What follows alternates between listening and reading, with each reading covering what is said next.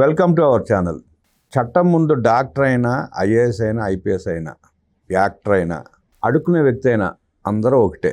జగన్మోహన్ రెడ్డి పుణ్యమా అంటూ ఐఏఎస్లు, ఐపీఎస్లు కోర్టుల పాలై, జైళ్ల పాలై మొగుతున్న పరిస్థితి మనం చూస్తున్నాం. పూడి శ్రీహరి అనే జర్నలిస్టు, మాజీ జర్నలిస్టు, ప్రస్తుతం వైకాపా నాయకుడు, చంద్రబాబు నాయుడు గారి మీద మార్ఫింగ్ ఫోటోలు వేసి వ్యక్తాహ్లానానికి పాల్పడుతూ వ్యాసాలు రాస్తే కేసులు అయినాయి, పోలీసులు విచారిస్తున్నారు. సుప్రీంకోర్టు దాకా వెళ్ళి యాంటిసిపేటరీ బెయిల్ కోసం ప్రయత్నిస్తే తిరస్కరించింది సుప్రీంకోర్టు. ఒక సామాన్య జర్నలిస్టు లక్షల కోట్ల రూపాయలు ఖర్చు పెట్టుకుని సుప్రీంకోర్టు దాకా వెళ్ళగలుగుతాడా? అలాంటి వ్యక్తిని సమర్థిస్తున్న వైసీపీ నాయకులు. పూడి శ్రీహరి వ్యవహారం మీద, పూడి శ్రీహరి చేసిన పనుల మీద విశ్లేషించడానికి మనతో కూడా ఉన్నారు సీనియర్ జర్నలిస్ట్ దుర్గా కుమార్ గారు. వారిని మనం విశేషాలు తెలుసుకుందాం. నమస్తే సార్. నమస్తే బ్రహ్మంగారు, మన వీక్షకులు కూడా. పూడి శ్రీహరి అనే అతను తప్పుడు పనులు చేశాడు. చంద్రబాబు నాయుడు గారు ముఖ్యమంత్రి, ఆయన వ్యక్తిత్వాన్ని పాల్పడుతూ ఇష్టానురీతిగా రాశాడు వ్యాసాలు కూడా. అంటే జర్నలిస్ట్ తప్పు చేస్తే అరెస్ట్ చేయకూడదా? జర్నలిస్ట్ ప్రత్యేక చట్టం ఏముందా? ఎట్లా విశ్లేషిస్తారు? మీరు ఇంత ముందు అన్నారు మాజీ జర్నలిస్ట్ అని.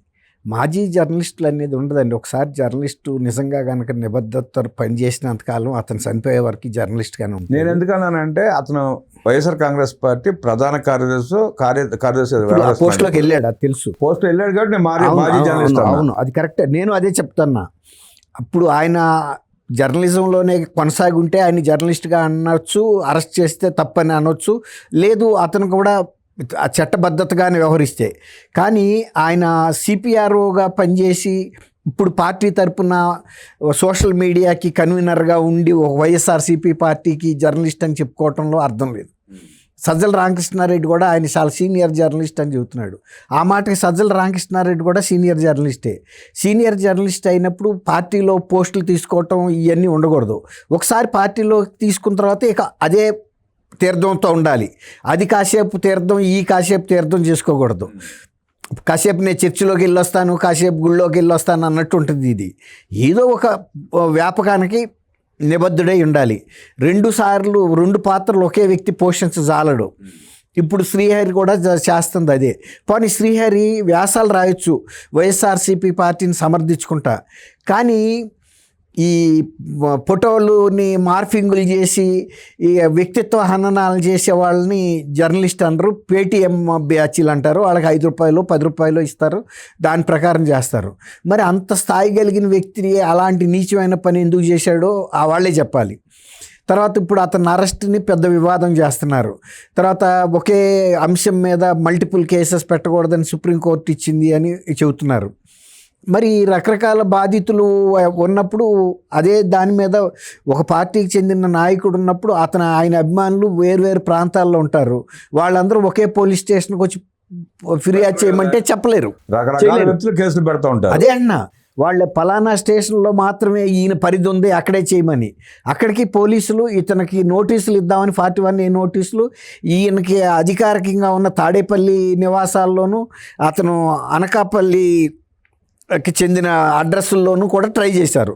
కానీ ఆయన ఆ 2 సార్లు లేకుండా ఎక్కడో మరి పెద్ద ఆయన ప్యాలెస్ల్లో ఎక్కడ దాక్కుంటున్నాడో తెలియదు, వాళ్ళకి దొరకకుండా తిరుగుతున్నప్పుడు ఆయన ఫోన్ ట్రేస్ చేసుకుంటూ వెళ్ళి అరెస్ట్ చేశారు. వాళ్ళు కూడా జడ్జి గారు ఏం చెప్పారు, గుంటూరు జడ్జి కోర్టులో ప్రొడ్యూస్ చేసినప్పుడు ఈయన మీద పెట్టిన సెక్షన్స్ 7 ఏళ్ల లోపుయే కాబట్టి మీరు ఆయన్ని పిలిపించి విచారించమన్నారు. ఆ మేరకి పోలీసులు ఆయన్ని పిలిపించి విచారించడానికి ఇది చేశారు. శుక్రవారం విచారణ వచ్చాడు ఆయన. తర్వాత దాన్ని వాయిదా వేశారు. బహుశా ఈ నెల 5వ తారీఖుకి వాయిదా వేశారు. నల్లపాడులోను, కొత్తపేట పోలీస్ స్టేషన్లో కూడా గుంటూరు టౌన్లోనే రిజిస్టర్ అయినాయి.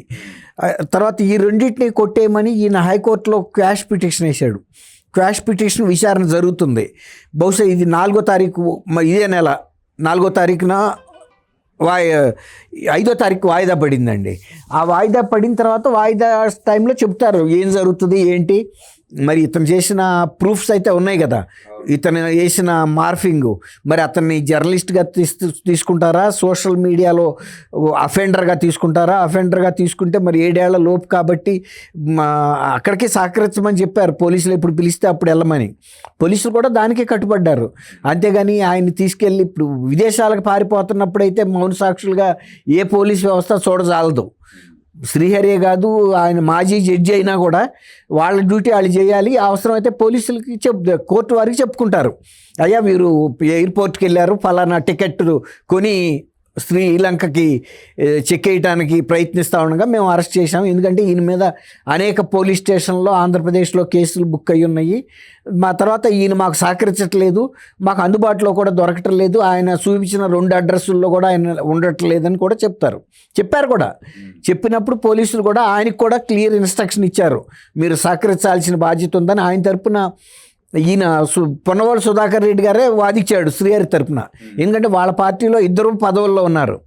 ఒక ఆయనేమో న్యాయ విభాగానికి ఉంటే ఈయన సోషల్ మీడియా కన్వీనర్గా ఉన్నాడు.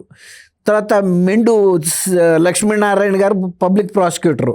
ఆయన శ్రీహరి మాకు ఏ విధమైనటువంటి సహకారం ఇవ్వటం లేదు, ఆయన అడ్రస్ ఆసూకి కనుక్కోవటం కూడా కష్టంగా ఉంది, ఆయన తప్పించు తిరుగుతున్నాడని కూడా కోర్టు వారి దృష్టికి తీసుకొస్తే కోర్టు కూడా మరి స్పష్టమైన ఆదేశాలు ఇచ్చింది. అంతేగాని ఆయన గతంలో జర్నలిస్ట్గా చేశాడు అన్న తర్వాత ఎప్పుడైతే అతను సిపిఆర్ఓ జాయిన్ అయ్యాడో, లేకపోతే పార్టీలో సోషల్ మీడియా ఇన్ఛార్జిగా ఉండి ఇలాంటి అకృత్యాలకి వ్యక్తిత్వ హన్నాలకి పాల్పడ్డాడో, జర్నలిస్ట్ ముసుగు ఎట్లా ఉంటుందండి. జర్నలిస్ట్ సంఘాలు కూడా అతనికి సపోర్ట్ చేయలేవు. ఒకవేళ కనుక చేస్తే వాళ్ళ విశ్వసనీయత కూడా దెబ్బతింటుంది. జర్నలిస్ట్ సంఘాలను కనుక రక్తపు కూడు తింటున్న జగన్ దగ్గర కూలీగా పనిచేస్తున్న పూడి శ్రీహరి ప్రస్తుత ముఖ్యమంత్రి చంద్రబాబు నాయుడు గారి చేతిలో కత్తి పెట్టి నరహంతకుడు అంటే వ్యాసాలు రాస్తే ఏ జర్నలిస్ట్ సమర్థిస్తాడు? అది జర్నలిజం విలువకి ఏమన్నా సమర్థించరు. ఎందుకు సమర్థించరు అంటే జర్నలిస్ట్ సంఘాలని 4 కాలాల పాటు ఉండాల్సినవి. తప్పు చేసిన వాళ్ళని కనుక తీసుకొస్తే ఎవరైనా మీ బోటి వాళ్ళు పబ్లిక్ ఫిగర్స్ ఎవరైనా జర్నలిస్ట్ సంఘాలని ప్రశ్నిస్తే ఇదిగో పలానా ఆయన వేసిన కార్టూన్లు ఇవి, ఇదిగో వీటిని మీరు సమర్థిస్తారా అడుగుతారు కదండి. అసలు అతను ఆ ఫోటో వేసి ఆర్టికల్ రాసినందుకు రాజద్రోహం కేసు పెట్టాలి అతని మీద. ఇప్పుడు ఒక ముఖ్యమంత్రి రాజ్యాంగ పదవిలో ఉన్న వ్యక్తి మీద ఎవరైనా, ఈవెన్ జగన్మోహన్ రెడ్డి గారు ముఖ్యమంత్రి పదవిలో ఉన్నప్పుడు కూడా ఇలాంటి ఎవరన్నా చేస్తే కూడా అది సమానమైన నేరమే. చంద్రబాబు నాయుడు గారికి ఒక చట్టము, జగన్మోహన్ రెడ్డి గారికి ఒక చట్టం ఉండదు. మరి ఆ రోజు పోలీసులు అంత కఠినంగా వ్యవహరించారు, ముఖ్యమంత్రి ఏమైనా మాట్లాడితే. ఇవాళ అదే పోలీసు వ్యవస్థ ఉంది, ఎందుకు చేయలేకపోతున్నారు వాళ్ళు? ఇప్పుడు జగన్మోహన్ రెడ్డి గారు ఆ రోజున ప్రతిపక్ష నాయకుడిగా ఉండి చంద్రబాబు నాయుడు గారు ముఖ్యమంత్రిగా ఉంటే నడి రోడ్డు మీద కాల్చి సంపమని బహిరంగ సభల్లో ప్రజలను రెచ్చగొట్టాడు. ఆ రోజు మరి చంద్రబాబు నాయుడు గారు చర్య తీసుకోవాలి కదండి. అవన్నీ ఆడియో విజువల్ రూపంలో కూడా ఉన్నాయి. ఆయన ఎక్కడో 4 గోడల మధ్యలో బైబిల్ చదివినట్టు మాట్లాడిన మాటలు కాదయ్యి, ప్రజల్ని రెచ్చగొట్టాడు. అట్లాంటప్పుడు వాళ్ళు ఎవరన్నా రెచ్చిపోయి వెళ్ళి ఏదన్నా ముఖ్యమంత్రి పదవిలో ఉన్న వ్యక్తులకి హాని కలిగిస్తే అది రాజ్యాంగ వ్యవస్థనే దెబ్బతీసినట్టు అవుతుంది. ఏ ముఖ్యమంత్రి వచ్చినా కాల్చి చంపడానికి అలవాటు పడిపోతే ఏ ముఖ్యమంత్రి మిగులుతాడండి? అంతే కదా. ఇక ఆ పదవికుండా విలువేముంది? మరి ఆయన అయితే మరి 1000 మంది పోలీసుల్ని పహారా కాయించుకునేవాడు, రాత్రిపూట నిద్రపోతా కూడా 12 ఎత్తులు 16 అడుగుల ఎత్తు ఇవి పెట్టుకుని ఎలక్ట్రిక్ ఫెన్సింగ్లు. మరి ఆయనకున్న ప్రాణభయం ఆయన ప్రాణానికి అంత విలువ ఉన్నప్పుడు అదే పదవిలో ఉన్న చంద్రబాబు నాయుడు గారి ప్రాణానికి కూడా అంతే విలువ కదండి. వాళ్ళిద్దరూ ప్రజల ప్రతినిధులుగా ముఖ్యమంత్రులుగా వ్యవహరించారు. ప్రాణాలు కాపాడాల్సిన బాధ్యత అందరి మీద ఉంది, వ్యవస్థ మీద ఉంది, భద్రతా వ్యవస్థ మీద ఉంది. అలాంటప్పుడు తను కూడా ప్రతిపక్షంలో నాయకుడిగా ఉన్నప్పుడు మాట్లాడాడంటే ఇవాళకైనా కేసు బుక్ చేయొచ్చు. ఆ రోజు మాట్లాడిన మాటకి ఇవాళైనా చేయొచ్చు, అది ఆయన కాదనలేడు కదా. సరే, వ్యవస్థలు కూడా ఇప్పుడు నేనున్నా మిమ్మల్ని ఇష్టం వచ్చినట్టు తిడతా, పోలీసులు అరెస్ట్ చేయకూడదు, 41A నోటీస్ ఇచ్చి వదిలేయండి అంటే ఎవడు పడితే ఆడు ఇట్లాగే జరుగుతూ ఉంటుందిగా. కంట్రోల్ ఇప్పుడు ఎట్లా అవుతుంది?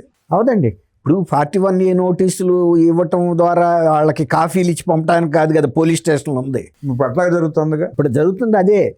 అందుకే కోర్టులు కూడా మొన్న ఒక మాట ఏం చెప్పినాయి అంటే, మా మీద పెట్టినప్పుడు మేము మిమ్మల్ని హెచ్చరించాము, మీరు సరైన చర్య తీసుకోలేదు. ఆ రోజు అట్లా మాట్లాడిన కోర్టులు ఇవాళ మళ్ళీ పూడి శ్రీహరి విషయంలో 7 ఏళ్లలో 41A నోటీస్ ఇచ్చి పంపించేయండి అని చెప్పడం కూడా విన్నాగా మనం. పరస్పర విరుద్ధంగా ఉన్నాయి. పోలీసులు ఒక అడకత్తిరిలో ఉన్నట్టుంది వాళ్ళ పరిస్థితి. అదేమంటే ప్రతి ఆడు జేబులోంచి ఒక కార్డు తీస్తున్నాడు, నేను గతంలో ఫలానా పోస్టు ఫలానా వృత్తి చేశాన్ని. నువ్వు ఏ వృత్తి చేసినా నీ పరిమితుల్లో నువ్వు ఉన్నంతవరకు పర్వాలేదు.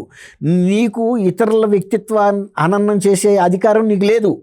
నువ్వు మాజీ జడ్జి అవ్వచ్చు, లేకపోతే మాజీ డీజీపీ కూడా అవ్వచ్చు. పోస్టులు డీజీపీగా ఉన్నప్పుడు కూడా చేయకూడదు ఆ పని. ఎవరి పరిమితులు వాళ్ళకున్నాయి. అట్లాంటిది ఇవాళ న్యాయ వ్యవస్థలో కూడా కొన్ని సవరణలు చేయాల్సిన అవసరం ఉంది. 7 ఏళ్ల లోపు కేసుల్లో పార్టీ 1A నోటీసులు ఇవ్వచ్చు అని అంటే ఇట్లాంటి వాళ్ళందరూ కూడా పార్టీ 1A నోటీసులు తీసుకుంటున్నారు, రిపీటెడ్గా అదే చేస్తున్నారు. రెండోసారి కనుక ఇలాంటి పనులు చేసినప్పుడు అరెస్ట్ చేయమని కూడా చెప్పాల్సిన బాధ్యత కూడా కోర్టుల మీద ఉందని నేను వ్యక్తిగతంగా అభిప్రాయపడుతున్నా. ఒకసారికి వదలొచ్చు పని, అదే వృత్తిగా పెట్టుకున్నాడికి ప్రొఫెషనల్ అఫెండర్ అంటారు చూసారా, వృత్తిపరంగా దొంగతనాలు చేసేవాళ్ళు ఉంటారు. వాడు రోజు వెళ్తాను ఉంటాడు, దొంగతనం చేస్తాడు, మళ్ళీ మర్నాడు కోర్టు ముందు హాజరవుతాడు. అట్లాంటప్పుడు పోలీసులు కూడా కొంచెం కఠినంగా వ్యవహరించాల్సి వస్తాయి. ఎన్నాలని వాడు చుట్టూ తిరుగుతారు కాపలాగా. అందుకే కదా మొన్న ఈ మధ్య కొన్ని క్రైమ్స్ చేసినప్పుడు వాళ్ళు కూడా పోలీసులు కూడా కొద్దిగా కఠినంగా వస్తున్నారు. కొంతమంది ఏంటి రేపులు చేసిన వ్యక్తులు పోలీసులు తీసుకెళ్తా ఉండగా వాళ్ళే ప్రాయశ్చిత్తంగా నేను తప్పు చేశానని చెరువుల్లో దూకిన సంఘటనలు కూడా మనం చూసాం. అవును. ఇప్పుడు అట్లా మరి అందరికీ ఆ సున్నితత్వం ఉండదు కదండి. పోలీసులు పార్టీ 1A నోటీస్ ఇచ్చారు, వాళ్ళకి నేను రిప్లై ఇచ్చాను, మళ్ళీ నేను ఇంకొక కార్టూన్ వేస్తాను మార్ఫింగ్ అని అంటే దానికి వ్యవస్థ కూడా ఆలోచించాలి అందరూ కూడా. సుప్రీంకోర్టు ముందస్తు బెయిల్ నిరాకరించిన వ్యక్తికి 2 సార్లు కుప్పం కోర్టులో బెయిల్ వచ్చింది. ప్రజలకు గందరగోళం మొదలైంది. అత్యున్నత న్యాయస్థానం నిరాకరించిన తర్వాత 2 సార్లు బెయిల్ రావడాన్ని ఎలా చూడాలి? ప్రజల్లో జరుగుతున్న చర్చని మీరు ఎట్లా చూస్తారు? కొన్ని న్యాయ వ్యవస్థలు కూడా లొసుకులు ఉన్నాయండి. వాళ్ళు జడ్జిలు ఏమంటారంటే 7 ఏళ్ల లోపు ఉన్న వాటిల్లో అరెస్ట్ చేయకూడదు అనేది ఉందన్నమాట వాస్తవం. అది ఒక్కసారికి మినహాయింపు ఇవ్వండి. రెండోసారి కనుక అదే నేరం చేసిన వ్యక్తిని ఖచ్చితంగా అరెస్ట్ చేయమని కూడా కోర్టులు కూడా చెప్పాలి. అరెస్ట్ చేసిన తర్వాత కూడా బెయిల్ ఇవ్వకుండా రిమాండ్కి ఇచ్చి పోలీసులు రిమాండ్ అడిగినప్పుడు కూడా ఇవ్వాల్సిన అవసరం ఉంది. లేకపోతే కనుక దీన్ని అదునుగా తీసుకుని ఇలా ప్రతి వాళ్ళు మార్ఫింగ్ ఫోటోలు పెడుతుంటే ఎవరి మీదైనా పెడుతున్నారు. జడ్జిల మీద వాళ్ళే చెప్పారు కదా, మమ్మల్ని కూడా ఇబ్బంది పెట్టారు. ఇప్పుడే కాదు, సజ్జల భార్గవ కేసులో సుప్రీంకోర్టు గౌరవ న్యాయమూర్తులు కూడా చెప్పారు, మేము మీరు పెట్టిన పోస్టింగ్లు మా మీద పెట్టి మేము చూడలేదు అనుకుంటున్నారు. సరే, ఎవరు చెప్పినా ఏ వ్యవస్థ చెప్పినట్టు ఉంటే చాలా బాగుంటుంది. ఆచరణలో వచ్చేటప్పటికి అందరూ తప్పించుకుంటున్నారుగా. అవును, తప్పించుకుంటున్నారండి, జరుగుతున్నాయి. ఇప్పుడు ఇట్లాంటప్పుడు ప్రజలు ఏం చెప్పారండి మొన్న న్యాయ తీర్పు? వాళ్ళు ఓటు ద్వారా ప్రభుత్వాన్ని మారుస్తారు కానీ చట్టాన్ని వాళ్ళు చేతుల్లోకి తీసుకోలేరు. ఆ ప్రజల ఓట్ల ద్వారా వచ్చిన ప్రభుత్వం మాత్రమే చట్టాన్ని అమలు చేయాలి. ఇప్పుడు ఈ బాధ్యత కూటమి ప్రభుత్వం మీద ఉంది. ప్రజలు చట్టాన్ని మాటికి కనుక వాళ్ళ చేతుల్లోకి తీసుకున్నారనుకోండి, వాళ్ళు అఫెండర్స్ అవుతారు. కాబట్టి ప్రభుత్వానికి ఇచ్చారు ఆ బాధ్యతని, అధికారాన్ని దఖలుపరిచారు వాళ్ళ ఓటు ద్వారా. ఇప్పుడు అటువంటి నేరస్తుల్ని శిక్షించాల్సిన బాధ్యత ప్రభుత్వం మీద ఉంది, చట్టపరంగా ఏర్పాటైన ప్రభుత్వం మీద ఉంది. ఇప్పుడు ప్రభుత్వ కోర్టులో ఉంది బంతి. కాబట్టి ప్రభుత్వం, న్యాయస్థానాలు, పోలీస్ శాఖ సమన్వయంతో ఇటువంటిని అంటే ఒక వృత్తిపరంగా పదే నేరాలు చేస్తున్న వ్యక్తుల్ని కట్టడి చేయాల్సిన బాధ్యత అయితే ఉందండి. సోషల్ మీడియా ముసుగులో వాళ్ళు సోషల్ మీడియా వెనకాల నుంచుని మేము కాలుస్తాం జనాలంటే సరిపోయేది పబ్లిక్. ప్రజలు ప్రభుత్వానికి అప్పచెప్పిన బాధ్యతను సక్రమంగా నిర్వహించి జగన్మోహన్ రెడ్డి లాంటి దుర్మార్గుల్ని, దొంగల్ని కఠినంగా శిక్షించాలి అంటూ విశ్లేషించిన దుర్గాకుమార్ గారికి ధన్యవాదాలు తెలియజేస్తూ నమస్కారం.